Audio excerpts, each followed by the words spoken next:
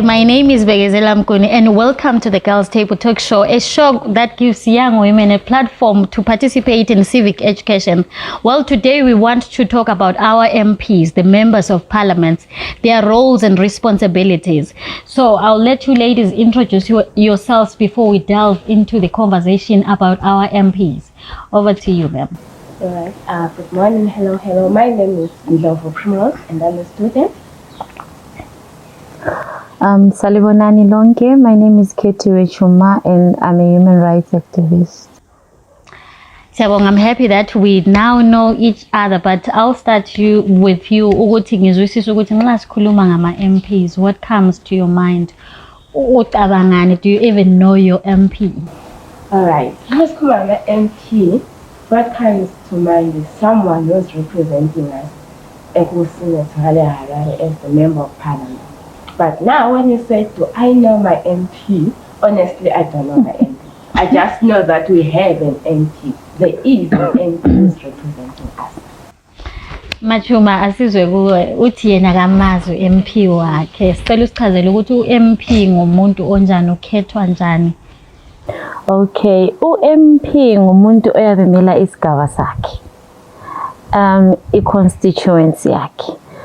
uMP ukuthi azakhethwe ebantwini kupele kube ngumuntu ovele esebantwini owazakalayo, who is active in the community, who participates in the community development programs abakhona emphakathini. Nguye umuntu esingathi kumbe simkhangelela ukuthi angabe engu-MP. We've had a conversation about councillors. Now we are talking about MPs, but ngifuna ukuthi kuvele sobala singagcina sithi MP lo councillor into eyi-one. Ngizwe kuwe as a young person uyamazi ucouncillor, uyakwazi ukwehlukanisa umsebenzi ka-councillor lo msebenzi ka-MP? Mostly umuntu esingathi maybe esingathi siphila layo ku-community ngoba sinanzelela because into eyenzakala manje. Yes, asimboni kakhulu but umuntu o-community okhethwe yithi ku-community. And then u-MP ngokuzwisisa kwami nangezinto ezikhona ukuthi MP kalutshwanti symbol. Xa ukuza bakutshela ukuthi useHarare, so kithi kimi i-MP is just umuntu engimvotela, someone who I select to represent us, but I don't see that person on the ground as compared to a councillor. To the MPs, she's actually saying, yena kuyicabanga to MP, it's someone who comes in and be voted in, avela disappear, ayarara. I don't know if that's true. Usicela usichazele kabanzi Machuma ukuthi uMP yena simehlukanisa njani lo councillor, because you said uMP should be someone who's active in the community. So sifuna ukuzwisisa ukuthi how active ucouncillor lo MP sibahlukanisa njani. Alright, umehluko ka-councillor lo MP ukuthi ucouncillor nxa simkhetha ukuthi kayesimela at local authority level. Nxa sikhetha uMP simkhetha ukuthi kayesimela at national level. Yikho kulomehluko khona, but uhlupho lwethu thina abantu sisuka sesithi thina ucouncillor lo MP bayasimela ezimfeni, which is wrong. Ucouncillor nxa simkhetha ukuthi kathathe izikhalazo zethu phakathi komphakathi, phakathi kwesigaba sethu azise councilini, ayebatshela ukuthi njengami for example ngisuke eNtumbane, ayethatha ucouncillor wamentumbane izikhalazo zami zentumbane ethi bakithi abantu bentumbane bathembise lokhu lalokhu, umgwaqo wentumbane mubi kawuhambeki, kumbe ngama-robots ethu khona phana kunketha drive kawasebenzi kuhle, sicela i-council isilungisele. Those are the issues ezikhangelwa ngu-councillor. Bese sibuya ku-MP, mina ngibe lohlupho kakhulu ukuthi singadinga u-MP uzwe kuthiwa u-MP useHarare. Yebo simkhethile ukuthi kayesirepresenta, but kumele aphenduke back ebantwini simbone ukuthi hayi nguye umuntu wethu esamkhethayo. Sikuthumile eHarare saya ukuthi go and whatever policy making kumbe ama-decisions that are being taken, wena imbono yethu uyithethe yini kithi emphakathini ku-constituency yethu eNtumbane? Wayayihambisa yini eparliament ukuthi hayi abantu bentumbane bakhala ngokuthi ama-secondary schools abo malutshwana, they need more secondary. Abanye MP vela sikaze sibezwe bekhwehlela khona eparliament, ukukhwehlela sikaze sibeze. So yikho kumele kwenze ngu-MP ukuthi phenduke ebantwini akaphonga uhambe engathunywanga. Kumele abuye phela azokuza ukuthi umphakathi wakho ufunani okumele kuhambe eParliament. But nxa engabuye ebantwini, nxa engahambe eParliament kuyakhuluma engaphenduki kithi asikwazi ukuthi kuyabe besenzana eParliament kumbe vele kabahambi at all. Ngicela ukubuza something. You talked about ukuthi ukhansela mela yetshela uMP ngomgwaqo wentumbane. So are you saying ukuthi thina as citizens asila direct contact with our MPs? Ukhansela wethu nguye osihambisela izikhalazo zethu ku-MP. That's what I meant is ukuthi thina izakhamizi angithi nxa silomgwaqo wethu silama development committees that are there in the community.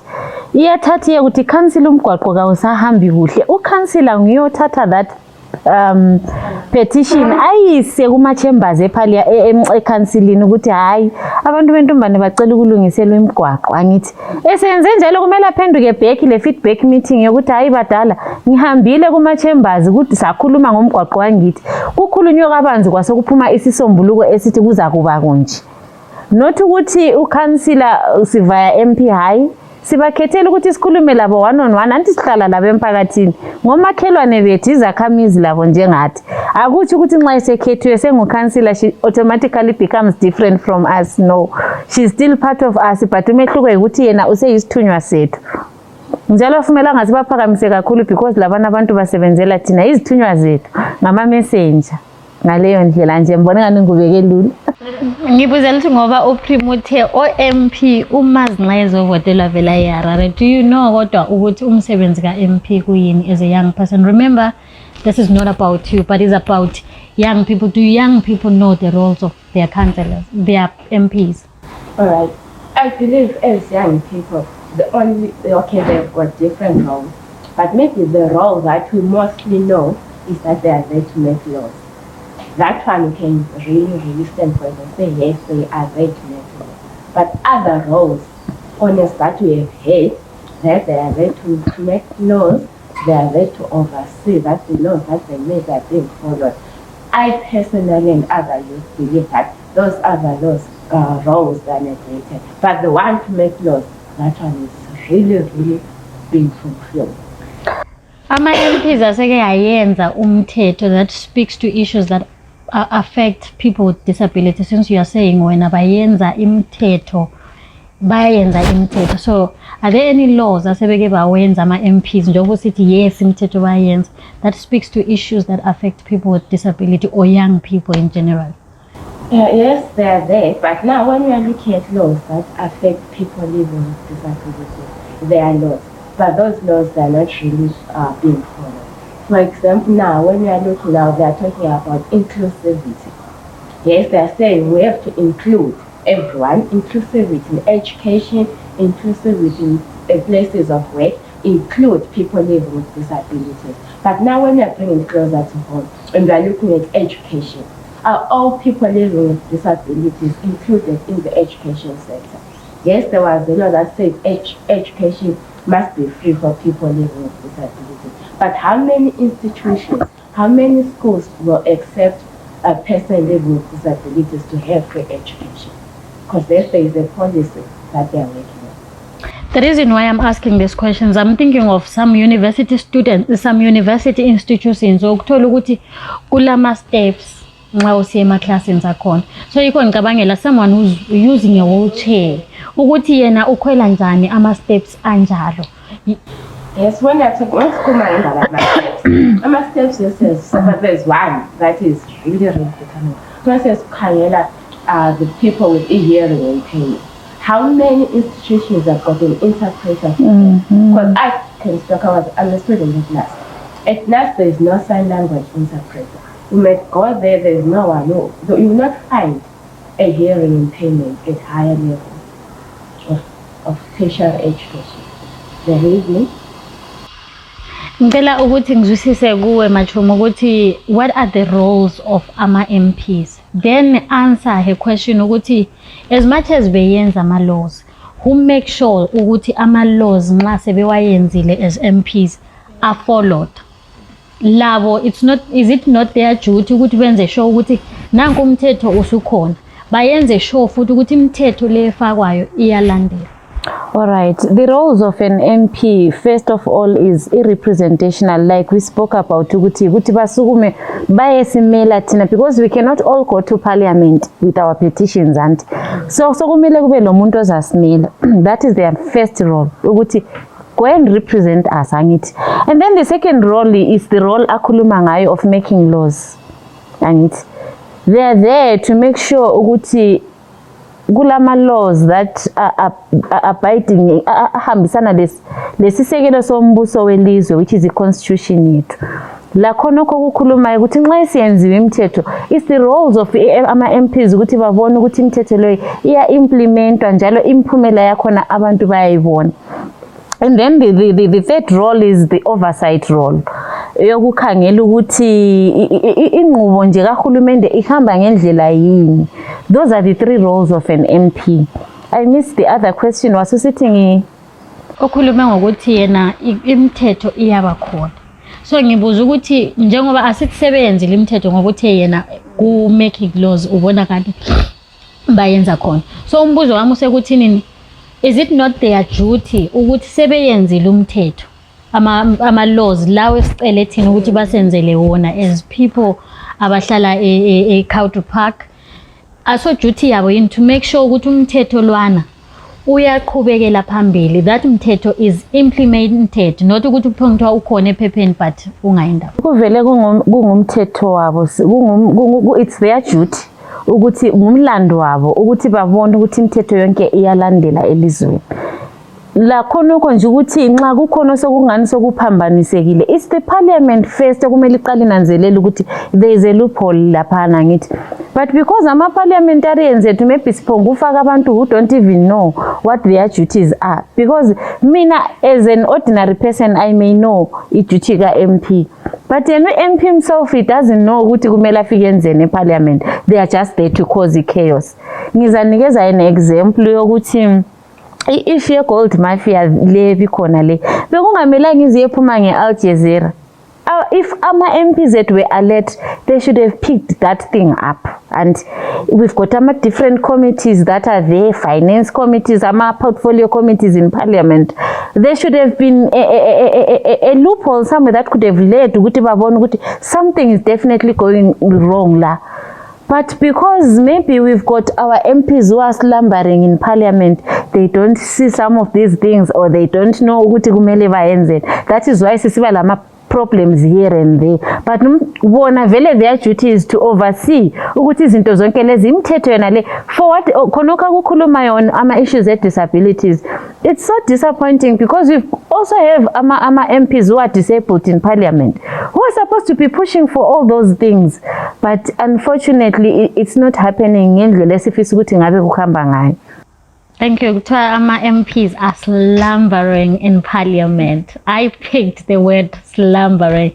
Ngibuze Prim, as someone living with disability, and you heard ukuthi kulama MPs that are living with disability, nxa usubona wena ukuthi ama rights akho are not catered for. Ama laws yebo asefakiwe kumbe kulama laws that you wish wena ukuthi ngabe phela ayafakwa layo eparliament on issues that affect you as a young person. Liyenzani nxa selibo just to reach out to your MPs ukuthi sibe kwazi MP uyakhuluma izinto ezihlukumeza mina as a young person, not ezihlukumeza omama bethu thina as young people. Liyenzani to make sure ukuthi bayezwe izikhalazo zethu? All right, can have group settings or group discussions whereby siyazama ukuthi sicele i-presence of ama-MPs. But njengoba umama echile ukuthi u-MP kumele simbone. But in most times when we try to have sit-in discussions with the MPs, they will tell us the MP is busy, they bring a representative. Yes, we do talk with the representative, simtshela ukubona, but esingakwazi ukuthi u-representative iyahambisa ngendlela thina sabe sikhulume ngayo yini. And then enye into mama ikhulumile ukuthi we use the council. Yes, ama-council siyawabona, but asawaboni kakhulu lawo futhi. My question again to you, do young people know their councillors before siye kulokhu? I've had a conversation with young people sikhuluma ngama councillors. Abanye babesithi councillor ababazi. So imagine you don't even know your councillor. Awumazi uMP wakho. That means when ezakhe izikhalazo vele eZimbabwe akukhulunywa ngazo. So do young people generally know their councillors? At least the city, no, we talk to our councillors. Mhlawumbe yibo abangahambisa izikhalazo zethu or whatever, but do you guys know ama councillors in? Kuma personally, yes, but lapha ngivela khona, it's like a culture hack. It's big. Isithe enkulu. And ukansila wethu ngeke kwanisa ukuthi efike wonke ama-wards wonke ase-culture park. So siyamazi, but not to that level ukuthi uyake sinakekele wonke ama-wards ebu. We know ukuthi ukansila wethu by name ukuthi ngubani, but uthina personally ezesifikele hayi. Mama Tshuma ngifuna ukuzwisisa, she's saying yena uhlala eCountry Park, ukansila wakhe uyamazi, but kunzima ukuthi ukansila azafika emuntwini wonke. Uthe wena ukansila nguye esikhuluma laye, ukansila kahle kahle nguye esihlezi laye, oseduze kakhulu kulo MP, onguye wazi everything to do with service delivery esi-affectayo, onguye kumele ekhuluma. So senza njani nxa uthola ukuthi ukansila onguye okumele sikhulume laye asimthole? But sifuna ukuthi kule mthetho, kulama laws and policies esifuna ukuthi ngabe ayaphushwa eparliament as young people. Senza njani to get to our MP ngoba ukansila is not there on the ground. Asimboni, because it's not just issue eCountry Park athi ukhona ukuthi sibaningi. I don't know my councillor. So nxa kuyukuthi ngilezikhalazo ukansila already angimazi, ngifuna MP yabekwazi ukuthi as a young person kulento esososo engifuna ukuthi yenzeke, how do I engage uMP ukansila ngoba is not there on the ground angimazi. Okay, mina personally I have a problem yokuthi uMP uyamelwa. Umelwa ngubani? Because yena la isimcela ukuthi kayisimile la inxa isedinga umuntu ozamela, umelwa ngubani? Ngoba yithi esimcelile ukuthi wena kuyafana lokuthi nje ngicela uyemela ungikhulumile, la usufika udinga ukuthi ngicela ukhuluma, wena usudinga ubani ngoba mina yime ngikucelile ukuthi hamba ungikhulumela. So that is a problem number 1, ukuthi uMP uyamelwa. uMP akulamuntu kumele amele, uMP kumele amele abantu. That's number 1. Kuma constituencies, I want to believe ukuthi OMP bonke balama development committees in their under normal circumstances they should all have community development committees in their constituencies ukuthi asithi right njengoba vele kumele akahathi champa efike eHarare but akusamelanga phela ahlale eHarare, angahamba eHarare at some point kumele aphenduke back to the community athi ukuthi hayi bense eHarare ngihambe ngafika ngayenza lokho nxa ngaleso sikhathi engekho eseHarare. There should be a committee member or a committee that you approach ukuthi hayi besicela ukuthi sikhulume lo baba uMP kumbe umama uMP silezikhalazo njengabantu abatsha esifisa ukuthi ngase yambona ngazo. Then nxa kuyukuthi yena kakho uMP at that point, i-committee yakhe kumele idlulise umlayezo ukuthi hayi uyadingakala umphakathi ucela ukukubona angithi, and then he comes back ebantwini. Vele nje Mguni under normal circumstances uMP lo councillor they should hold feedback meetings on a monthly basis. Under normal circumstances every month they should report something. Uyakwazi ukuthi khathesi silawa ama-MPs and councillors who have never held a feedback meeting ever since ba-electwayo. Ukuthi what is he doing in the chambers? Kulumani kuma-chambers yibo abantu abafika besiyaqamba amanga phambili ngalo, because he does not know oku-affecte izakhamizi angithi. Ekhansilini khathesi asithi ngxenye omabhimu vele iziba bazivuthi.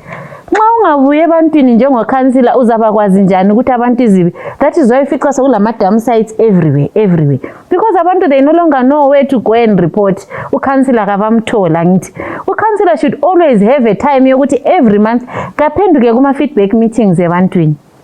Nxa ukuthi usuke wabambeka, there should be a committee ezakuthi nxa ukhansila singasamtholanga report to that councillor, to that committee, i-committee idlulise iye kukhansila.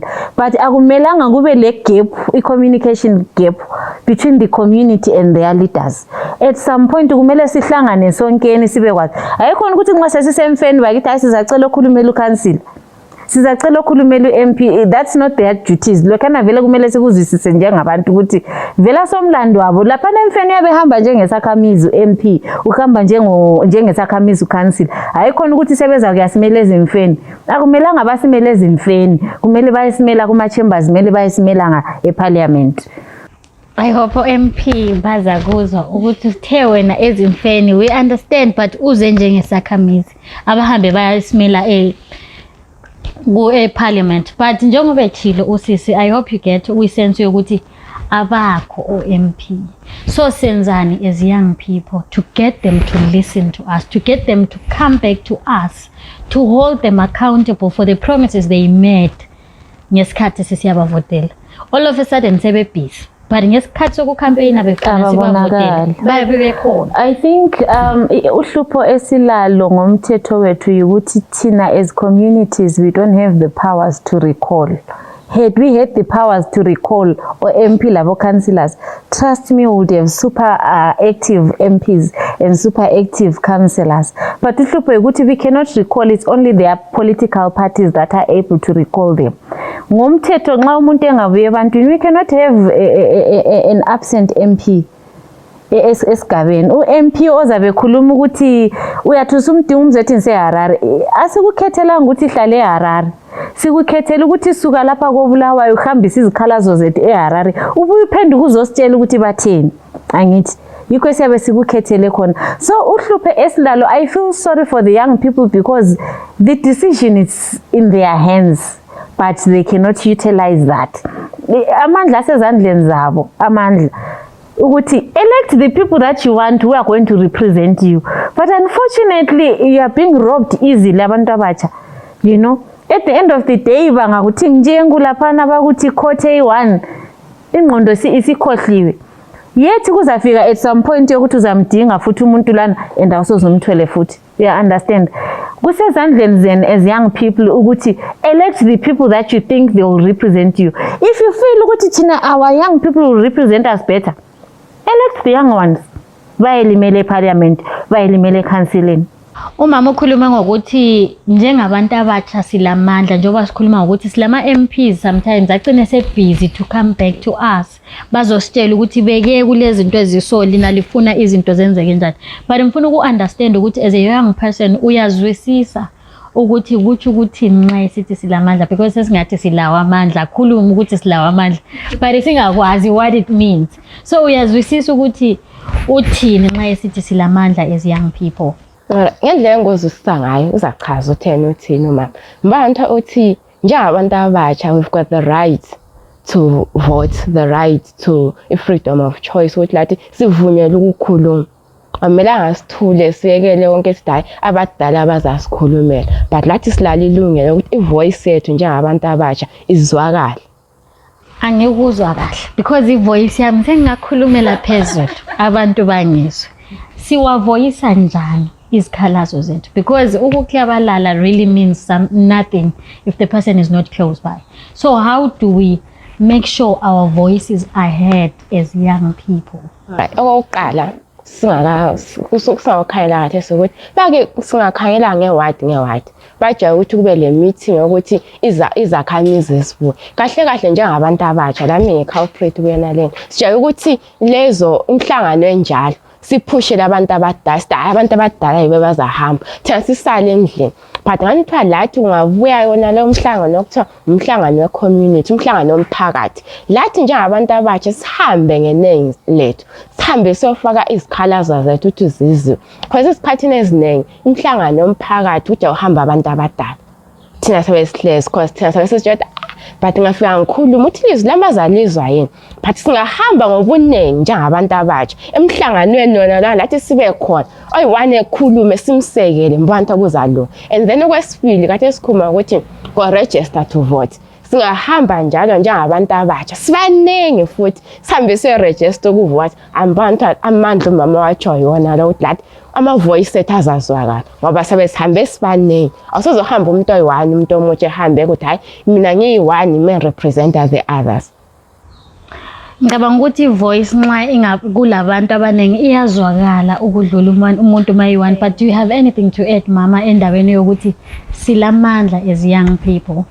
Yes, I just wanted maybe to say ukuthi for example siyasibe lama consultation meetings that often happen.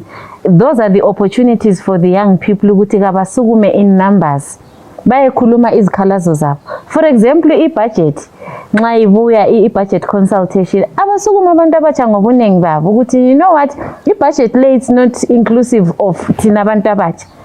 Amalokitshi amaningi they don't have youth centers. Allocators in the budget angithi uyakuzwisisa.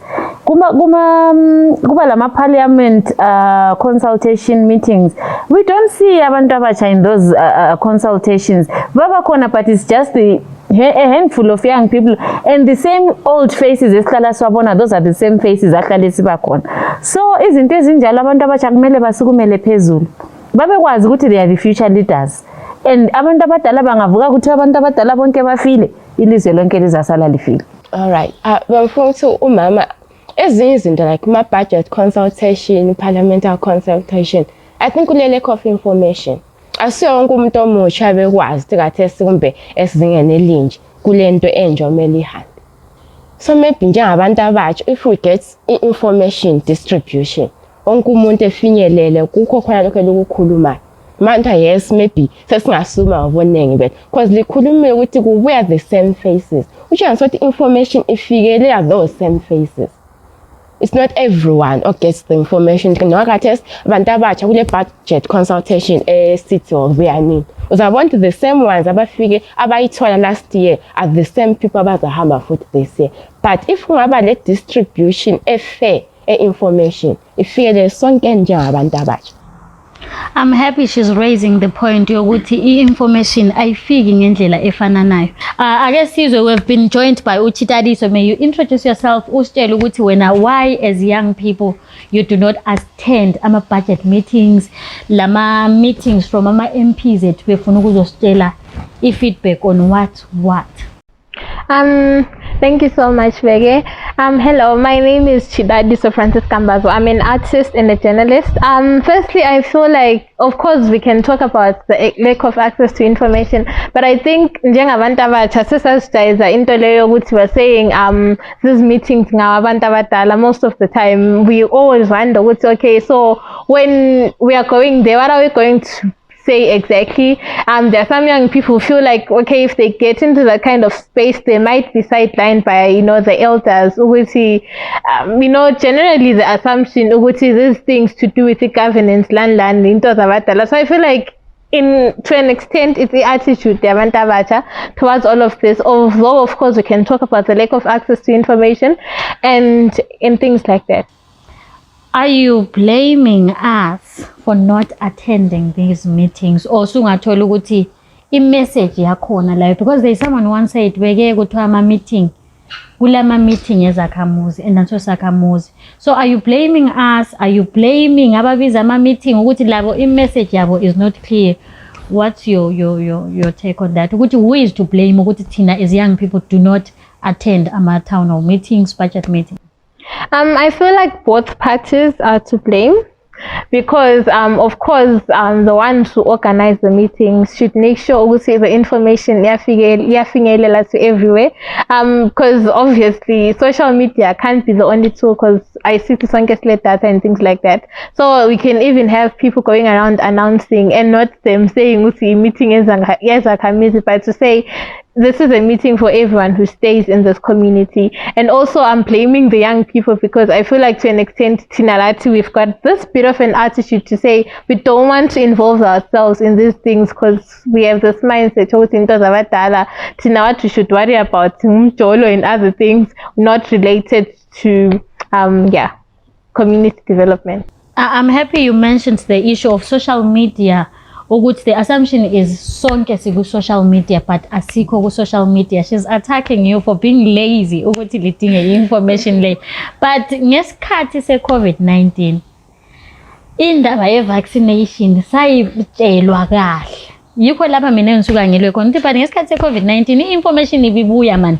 Sicela i-information ibuye the same poster futhi. You know? Konke lokukhona. So sicela ukuthi njenge-human activist liyesikhulumela njenge-human rights activist ukuthi sicela ukuthi i-information ingabuyi nxa kulabo COVID-19 ingabuyi igcwale yonke indawo only when there is COVID-19, because the issue yokuthi sifuna ama policies that as young people akhuluma to ama-issues that affect us yizinto esizifunayo. So if there is anything, ama-budget meetings onalawo asitshelwe the same way besitshelwa ngayo ngendaba ze-COVID-19. But along the way kukhona okhulume khona ngokuthi silama MPs alalayo eParliament abangakhulumi izikhalazo zethu. Ama MPs angazwisisi ukuthi kanti vele why ngingu MP. So my question now is, when we are choosing ama MPs, should we vote for someone who is learned or someone who is people-centered? I'm actually asking the qualifications. Ukuthi umuntu oba ngu MP kumele abe ngumuntu onjani? Let's hear from you as young people ukuthi nxa khathesi usiyavota uvotela umuntu onjani ekubeni ngu MP. Kumele abe fundile kumbe uyathi kuphonga mina ngichazwe ngubani, you know. Mbancha uma sisiyavota lapha na when it comes to MP, umuntu ofundileyo, because someone can be learned but when it comes to delivering engayenzi lutho, and so kumele kube balanced. And being learned does not mean everything, but ungabona ungahamba sikuvotele at least ule idea ngokuthi constitution ithini, kumbe ule idea ngokuthi abantu abakuvoteleyo bafuna. It's one of the things esingayitsho, because singahamba ngokuvota ngokuthi wena ufundile. Iningi lethu ngeke sikwanise uba ngo-MP because asithi sonke nesivotile, but ungahamba with people at heart and having a little bit of ulwazi ngabantu, ulwazi nge-country yakho nje abantu ongasiza akho. As we are heading for the 2023 elections, abantu bathi hamba usiyavotela umuntu ololwazi, but layo who has the people's best interest at heart. It's Kiwa Bagit. Chidadiso, what do you have to say? I feel like I'll support her point because I feel like education, you can go to get a degree or a master's or even a PhD, but then if you're not people-centered, you are really not doing anything for the community. So personally, for me, it's really voting for someone who's people-centered because I believe education is not everything. And also, I feel like this is an ongoing process. I mean, you can learn along the way, we got the hammer and things like that. But I feel like we should vote for people who are people-centered, people who have the capacity and the capability to actually go into parliament, because at the end of the day, we can say someone who's educated. Well, I guess everyone is entitled to their opinion. They might think that, but I believe Uguti, someone who's people-centered, is a better candidate, looking at the fact that they're actually able to go there and rally to say, we want this for the people, we want this for the people, and things like that. I think you are both saying lifuna umuntu olicabangelayo ocabangela izikhalazo zenu, but I guess sizwe kumachumo ukuthi nxa sisiyavota sivotela umuntu ofundileyo, sivotela umuntu onjani. What are the qualifications generally when you are voting for someone to be your MP? Engabe efundile, engabe engafundanga, but it should be someone la uzakwanisa ukufika vale phela ezinye izinto. In policy making kulama paper that you know azabe dlula kuthiwe balanini. Well, nxa ungasafundanga lakho suzabe lokhu uqheba abanye kuthwani lakho, it's not ideal. So angazi kumele kubalance, like she said, it has to balance.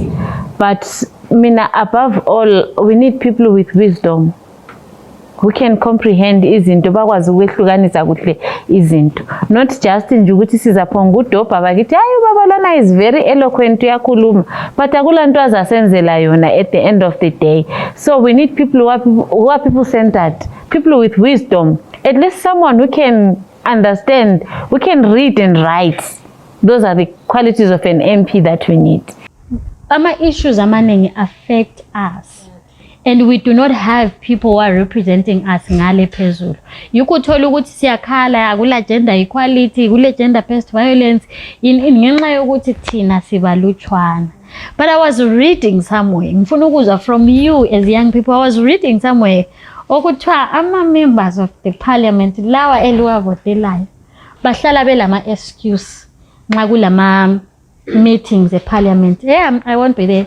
Yeah, I won't be there. What are your thoughts on that? Because nxa ehlala engekho kuthi ukuthi izikhalazo ze-Country Park azikho etafuleni le lama meetings abo MP. What are your thoughts on this issue? It's so frustrating, honestly, to get to a point where cities funa MPs aside and somehow uhlala busy, right? And we can't do much about that at the end of the day. Ngoba ngeke sihambe siyemdinga simforce ukuthi have your meeting.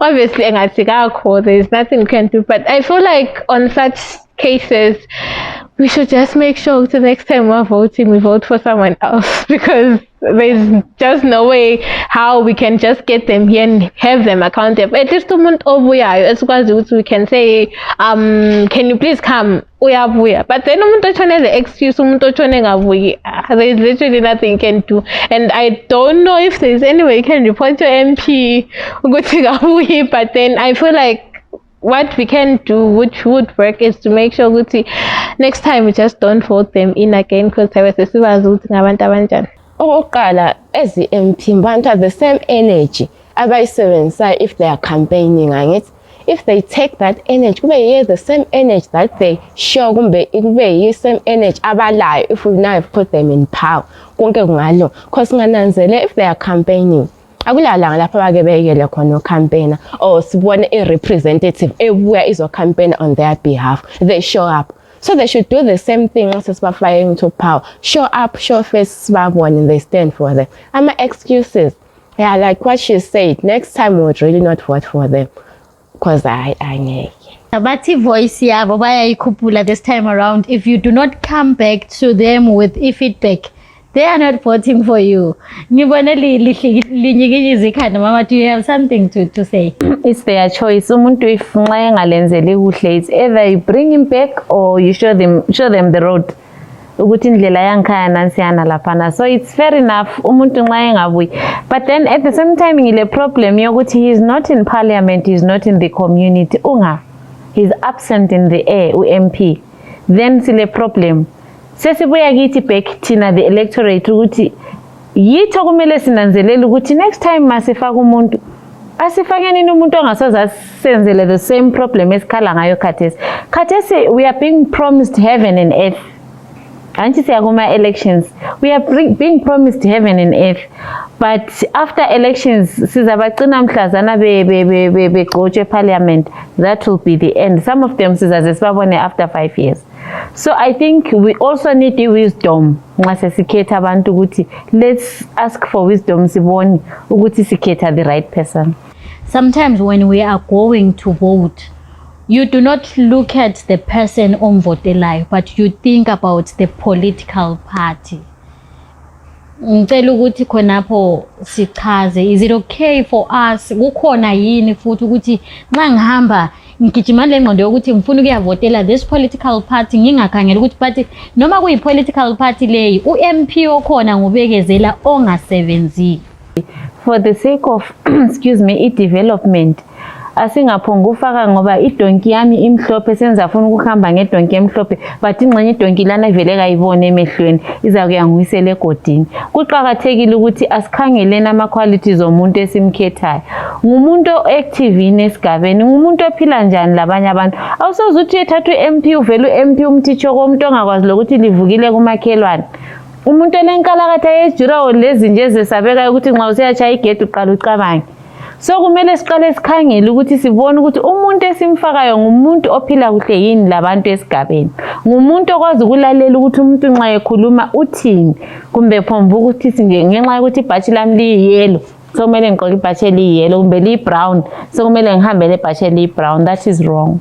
Qala ukhangele ukuthi lo umuntu uyayenza umsebenzi yini, because at the end of the day nxa sesikhala ngama issues to do with service delivery, ukuthi silezikhalazo zethu eparliament umuntu is always absent, ubusy ukuthi ayi-attend ama meeting eparliament, ubusy ukuthi abuye kithi azositshela i-feedback okwenza impilo zethu zibe nzima. But to these young women, there is someone out there who has not registered to vote, but sikhuluma ukuthi we have MPs who are not doing the work abahleziyo because thina ama voice ethu awazwakali. We are choosing not to register to vote. I-voter apathy amongst young people iphezulu, and umama uthe we have the power, silamandla ukuthi senze lokho thina sikufunayo, ukuthi hayi ubeke kayenze zona. asidileni laye. What's your message to someone out there who is not registered to vote? Omtshela ukuthi bakithi sukuma thina yithi esilamandla. If sikhangela statistics, abantu abatsha, we are the majority. So since we are the majority, I believe this sonke sihamba, we go register to vote, we go vote, our voice will be heard. So ngithi wonke umuntu omutsha ongakahambi uya register to vote, please do so. Go register to vote. I'm more of young women oriented, so to all the young women out there who haven't registered to vote, I would really love to encourage you guys to vote. Not just to register to vote, but to make sure to register. Come elections time, you vote, because I believe in women representation. I believe that women actually should represent themselves in parliament. And looking at the fact that we have most of our leaders being men, it's vital that we also get representation. So as young girls, at some point you vote, and I am sure you get inspired also in the long run to actually be a candidate. So I feel like you processing there, just make sure you go and register to vote, because this is our future and this is our country, and I believe it's all in our hands. And what I wanted to say, ukuthi lana usiya voter as a young person, fika uvotele umuntu ongumama. Asiphumeni kuliyani mindset yokuthi abantu abangomama cannot lead. Asifike ngale si support abantu abangomama, because kuma issues lapha si affected kakhulu ukudlula abantu abangobaba. Fika la uvotele omunye umuntu ongumama, sikhala ngegender equality. Ngicela ukubuza mama ukuthi now that we are coming to the end of our show, ngifuna ukuzwisisa ukuthi ake sithi nangu MP wethu sesimfakile. Ukuthi sithi ukuthi ayu MP wethu uyasebenza, sibona ngani, si track kanjani ukuthi ubeke ube ngu MP osebenzayo, simvotele futhi next time, because bakhuluma ngokuthi bona if he is not working, we are not voting him in. So sifuna ukwazi ukuthi sibavotele, sibona njani ukuthi lo uyasebenza ngokuzikhandla. Khona khana ukuthi ama issues enu afikile yini eParliament, lilakho ukuthi lithi track ukuthi asicelile ukuthi senzele lokho mama machume eParliament, lokhu la lokhu la lokhu. Did you achieve in doing that? Sesisiba lama kule mali lezi eziphenduka back to the community, ama CDF funds ayabuya. Abanye MP izakhamizi, they don't even know ukuthi imali lani isebenzeni. What has your MP done with that? Is there any transparency yini? Uyabuya litshela ukuthi hayi bazali imali lani sibuyile is 2 million. Nansi, what do you want to do as a community? Angithi yizi izinto zonalezi esingaba retha ngazi ukuthi what have they done ukuthanjiye place kubonayo.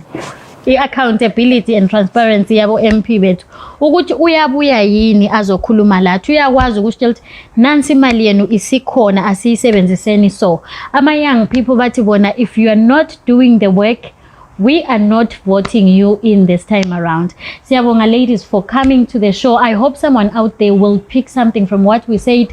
Abantu abatsha bahambe baye register ukuvota, because your vote is your voice. Ngiyabonga ukuthi libuye lapha. I hope sesifunde okunengi lokuthi kusasa siza register ukuvota labo MP bethu. I hope they will listen to his khalazo zethu and come back to us. Sibavotele baphinde basikhulume, basikhumbule lanxa sebeko in power.